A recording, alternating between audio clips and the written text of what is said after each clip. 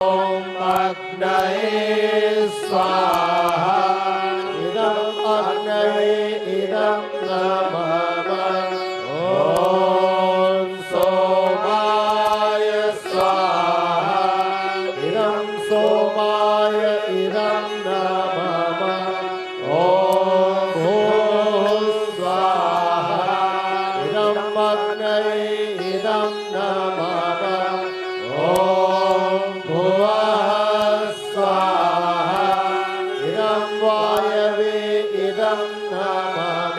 गायत्री मंत्रा होती है।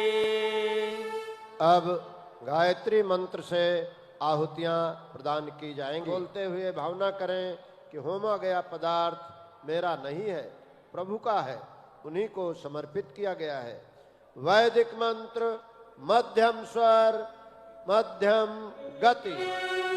ओम भूर्भुवः स्वः तत्सवितुर्वरेण्यं भर्गो देवस्य धीमहि धियो यो नः प्रचोदयात्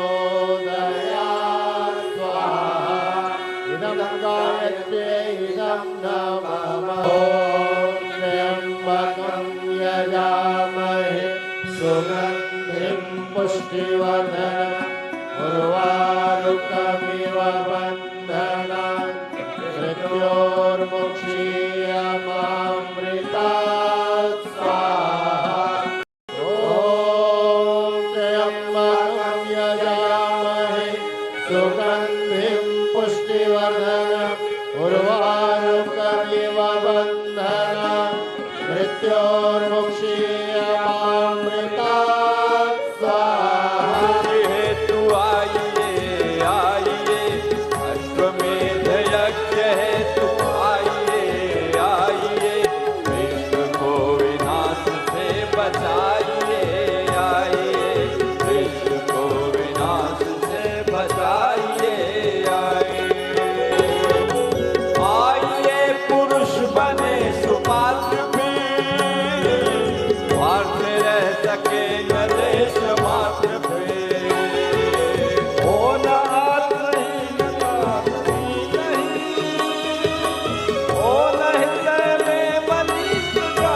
अश्वमेध महायज्ञ का हिस्सा बन रहे हैं।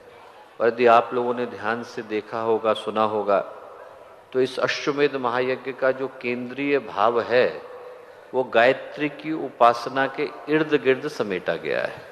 जब हम लोग एक अत्यंत ही पावन उपक्रम का हिस्सा बनते हैं, पवित्र अनुष्ठान का अंग बनते हैं, तो कहीं गहरे इस प्रश्न को अपने आप से पूछना अनिवार्य हो जाता है कि जब हम लोग राष्ट्र की सांस्कृतिक आध्यात्मिक चेतना को जगाने की बात कर रहे हैं तो उसको करने के लिए गायत्री का सहारा क्यों लिया गया? यदि हम में से कोई गायत्री की उपासना को दैनंदिन न करता हो तो उसको उस संकल्प को लेने की आवश्यकता क्यों है? यदि आपको इस प्रश्न का उत्तर जानना हो तो मैं कहूँगा दोस्तों, हमें अपने धर्मशास्त्रों को एक बार टटोल करके देखने की आवश्यकता है। वेदों को आप पढ़ें, पुराणों को यदि आप पढ़ें, उपनिषदों को पढ़ें, धर्मशास्त्रों को पढ़ें, श्रुतियों को, स्मृतियों को, सूत्र ग्रंथों को पढ़ें, इन सब का यदि कोई गहराई के साथ अध्ययन करे, ऋग्वेद के छठे मंडल को पढ़े, यजुर्वेद के दूसरे, तीसरे, 9वें को पढ़े, अथर्ववेद के 19वें को पढ़े, सामवेद के छठे को पढ़े, सूत्र ग्रंथों में स्तंभ को पढ़े, आपस्तंभ को पढ़े, आशुलायन गुह्यसूत्र को पढ़े, संहिताओं में तैत्तरीय को पढ़े, मैत्रायणी को पढ़े, उपनिषदों में श्वेताश्वतर को पढ़े, मैत्री को पढ़े, जामिनी को पढ़े। इन सारे ग्रंथों को यदि आप पढ़ करके देखेंगे तो पाएंगे क्या? पाएंगे ये कि जिनको हमने ज्ञान का शिखर कह करके पुकारा, अध्यात्म के जो लोग हिमालय रहे, जिनने भारतीय चिंतन को ही नहीं, भारतीय अध्यात्म को ही नहीं, बल्कि पूरे विश्व को वो दिशा दी, पूरे विश्व को वो सोच प्रदान करी, जिसका सहारा लेकर के इंसान अपने जीवन को भगवान के जीवन में बदल सकता है। हमारे अंदर छुपे देवता को जगाने का विज्ञान जिन लोगों ने दिया, उनने एक स्वर में एक ही सत्य को दोहराया। ये नहीं कह रहा हूं कि कहा, उनने एक सत्य को दोहराया और क्या कहा? सर्वे शास्त्र द्विजा प्रोक्ता न शैवा न च वैष्णवा। आदि शक्ति उपासनते गायत्री वैद मातरम। जितनी भी संसार की उपासना पद्धतियां हैं, आप किसी को भी ले लें, वो घूम फिर करके एक ही हिमालय की तरफ को जाती हैं और उसका नाम है मां गायत्री। मां गायत्री के लिए शास्त्रों में एक बड़ा प्यारा शब्द आया है, शब्द आया है विश्व हितकारिणी।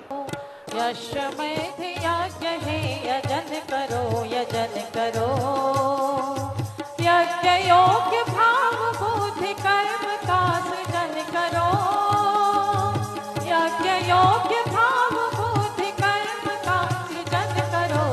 अश्वमेध यज्ञ है, यजन करो, यजन करो। हमारे YouTube चैनल गायत्री परिवार गोरखपुर को सब्सक्राइब करें और बेल आइकन को जरूर दबाएं, ताकि गायत्री परिवार गोरखपुर की विभिन्न गतिविधियों की जानकारी मिलती रहे।